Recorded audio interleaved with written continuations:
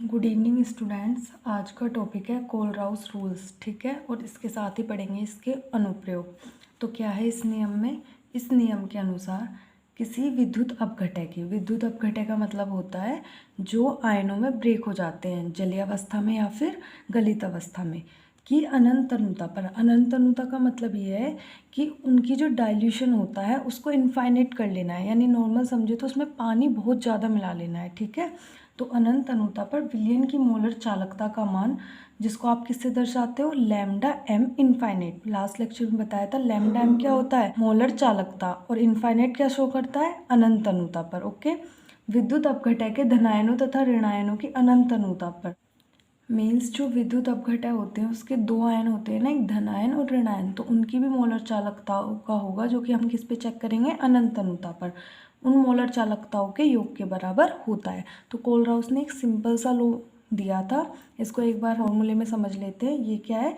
ये मोलर चालकता है, ठीक है। और कैसी तनुता पर? अनंत तनुता पर। ये क्या शो कर रहा है कि जो तनुता है वो अनंत है।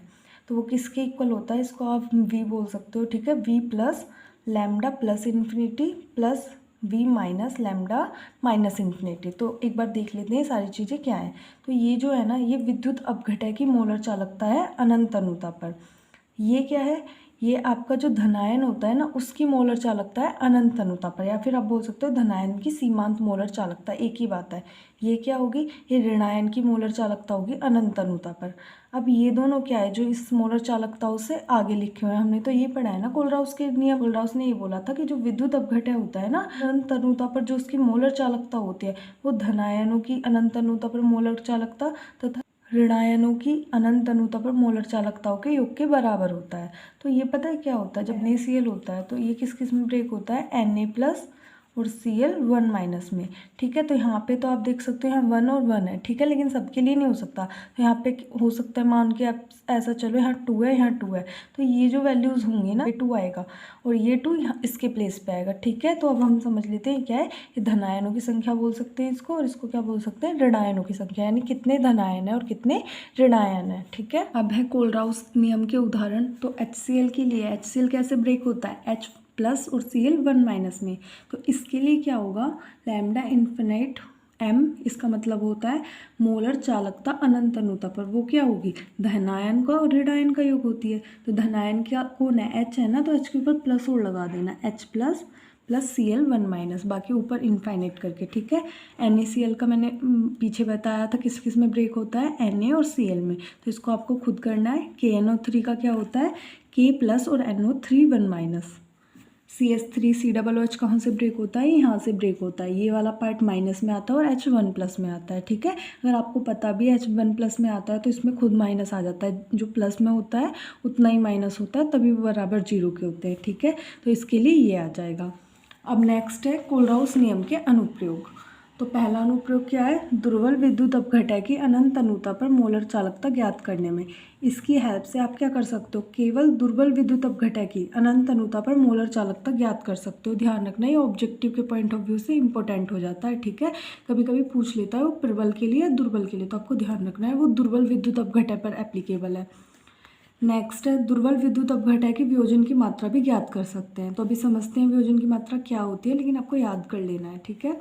नेक्स्ट है दुर्बल विद्युत अपघटय के वियोजन स्थिरांक भी ज्ञात कर सकते हैं।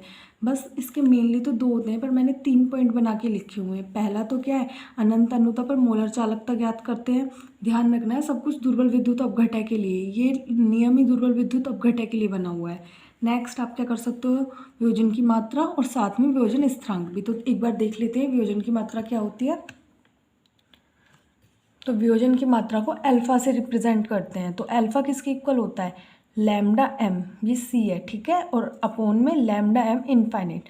तो इसका मतलब ये है, लैम्डा एम क्या शो करता है? मोलर चालकता, और ये मोलर चालकता कब है? किसी भी सांद्रता पर, ठीक है।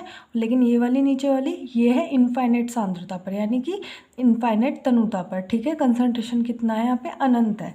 तो यही है लैम्डा एम, यहाँ पे मैंने लिखा हुआ है सी। ये क्या होता है? सी सांद्रता पर लैम्डा एम, यानी कि मोलर चालकता, और ये अनंत तनुता पर मोलर चालकता। नेक्स्ट है वियोजन स्थिरांक। वियोजन स्थिरांक को क्या लिखते हैं? के और ए, ठीक है। तो ये क्या होता है? C alpha square upon 1 minus alpha. तो आप सी को तो जानते ही हो क्या है, सांद्रता, और अल्फ़ा क्या है, अल्फ़ा वियोजन की मात्रा है जो अभी ऊपर पढ़ा है। तो ये फॉर्मूले लर्न कर लेने हैं आपको, और ये 3 अनुप्रयोग मैं एक बार फिर से रिवाइज करा देती हूँ। कोलराउस ने क्या कहा था, कोलराउस ने ये कहा था यदि आपके पास कोई विद्युत अपघट है, अब मैं CH3COOH के एग्जाम्पल से आपको समझा देती हूँ। इसको बोलते क्या हो आप, एसिटिक एसिड।